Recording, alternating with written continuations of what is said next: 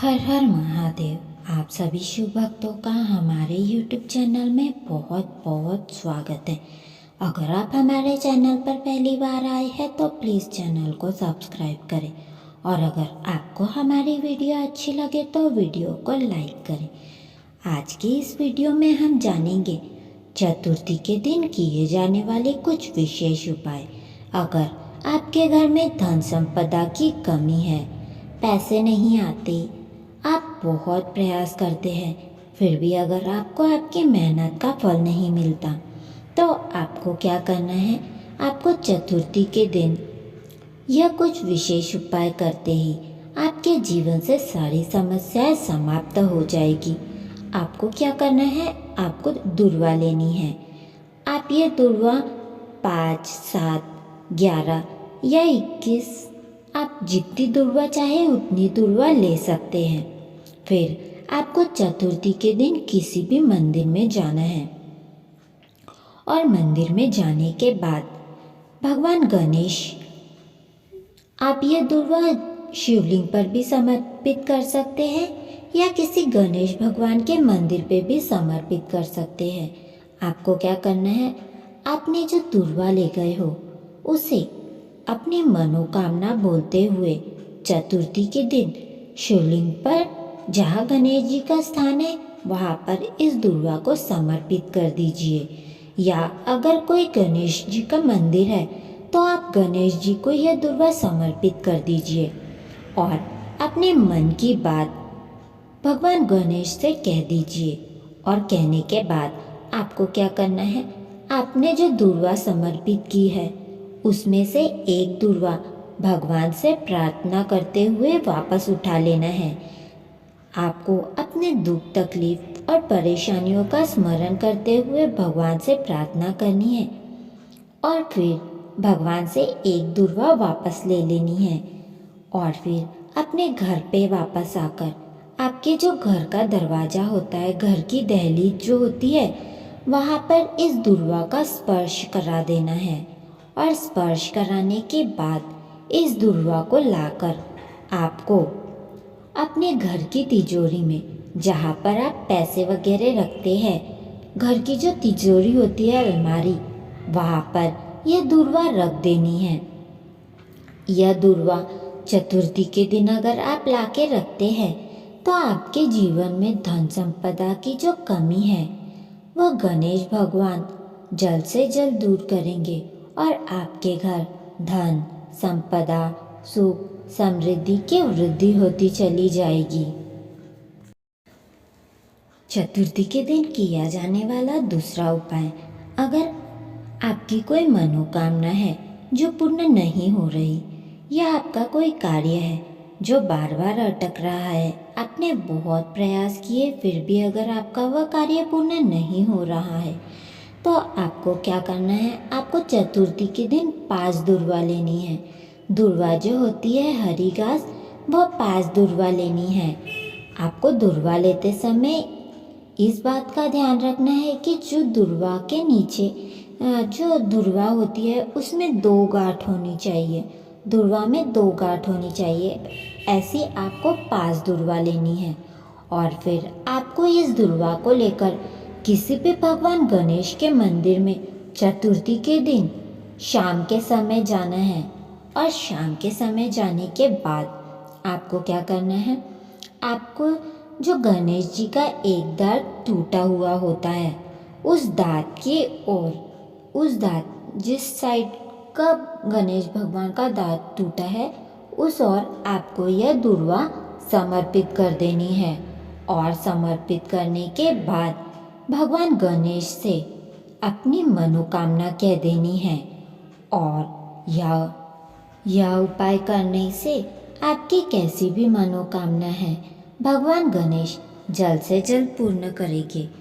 या अगर आपका कोई कार्य है जो बार बार अटक रहा है, पूर्ण नहीं हो रहा, तो यह उपाय करते ही मात्र कुछ ही दिनों में आपका वह कार्य पूर्ण हो जाएगा। चतुर्थी के दिन किया जाने वाला विशेष उपाय, अगर आपकी कोई मनोकामना है जो पूर्ण नहीं हो रही, आपने बहुत प्रयास कर लिए फिर भी अगर आपकी वह मनोकामना पूर्ण नहीं हो रही तो आपको क्या करना है, आपको 9 शमी पत्र लेने हैं और एक घी का दिया लेना है।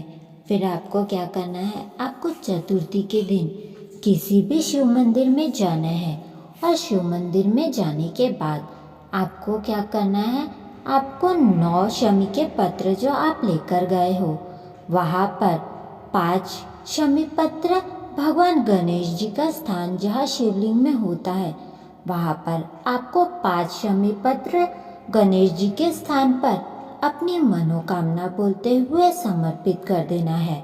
फिर उसके बाद आपको क्या करना है, आपको 3 शमी पत्र लेकर शिवलिंग के ऊपर 3 शमी पत्र शिवलिंग के ऊपर समर्पित करने हैं श्री शिवाय नमस्तुभ्यम का जाप करते हुए।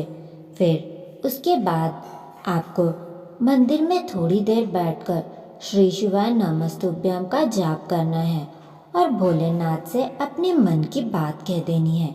फिर जब आप मंदिर से बाहर निकलो तो मंदिर से बाहर निकलते समय जो मंदिर की चौखट होती है, बाहर निकलते समय जब मंदिर की चौखट के बाएं हाथ पर बाएं ओर आपको 1 शमी पत्र शिव मंदिर की चौखट पर 1 शमी पत्र समर्पित करना है और उस शमी पत्र के पास आपको देसी घी का एक दिया जला देना है।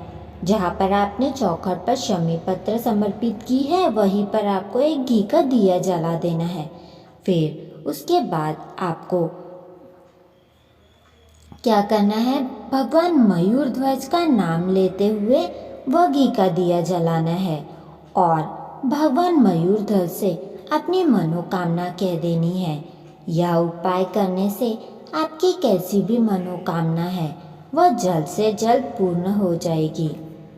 अगला उपाय, अगर आपकी कोई मनोकामना है या आपकी मनोकामना पूर्ण नहीं हो रही या आपके घर में कर्ज बढ़ता जा रहा है, धन की कमी है, आर्थिक समस्याएं रहती है, तो आपको क्या करना है, आपको थोड़ा सा काला तिल लेना है और 1 टुकड़ा गुड़ का लेना है।